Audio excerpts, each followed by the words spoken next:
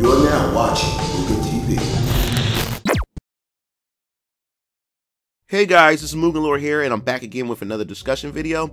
And in this video, this is a third video that's pretty much a follow-up to my DLC and complete edition of games and their impact on the game industry compilation.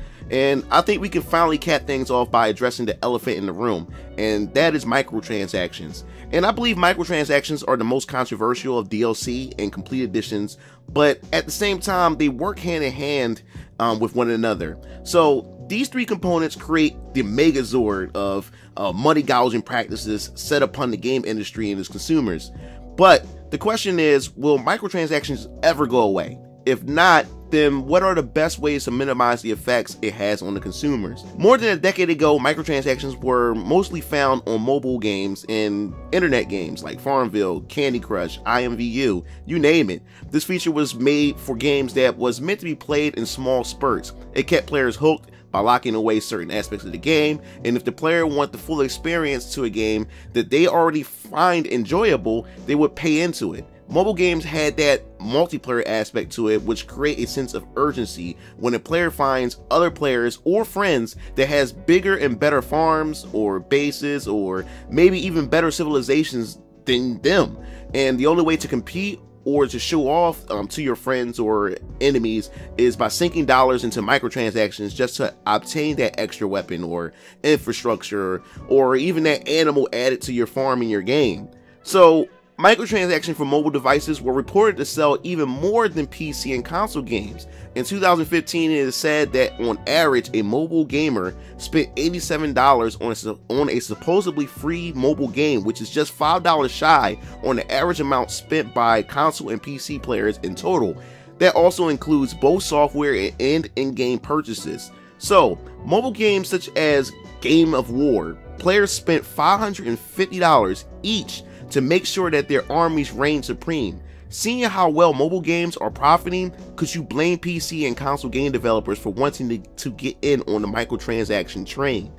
Now, you have AAA companies wanting to pretty much shift their business model in order to incorporate microtransactions as their main component for game development, even down to single player experiences of games, where there's some kind of microtransaction feature implemented in the game. Look at the most recent Assassin's Creed game. It allows you to purchase Helix credits, which are broken into different tiers depending on how much real money you are willing to spend.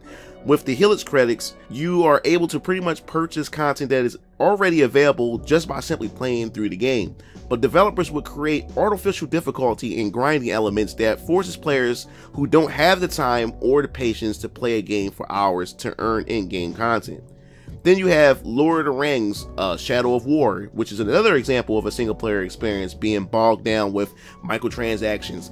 This game has two different kinds of currency called Gold and Marion. You use these currencies to buy war chests, which are the equivalent to loot boxes and are broken into different purchasing tiers. These chests also has effects on your army, while the loot chest contains gear and XP boosts for characters in your game. Look at how developers took standard gameplay elements and turned them into monetary machines. Now, I am all for companies making money, and no one wants their favorite game company and franchises to go under if they aren't making any profits. But to what extent should they go when it comes to asking their fans for their support? Now, game development has become more and more expensive, which I'm aware of, over the years, and publishers need to make a return on their investments. And DLC, microtransactions, and complete editions is a lucrative way to make money off of a single game post-launch. But where must we draw the line? EA released Star Wars Battlefront, a franchise that most fans were waiting for years to experience, and EA single-handedly killed the series with its microtransactions and loot boxes.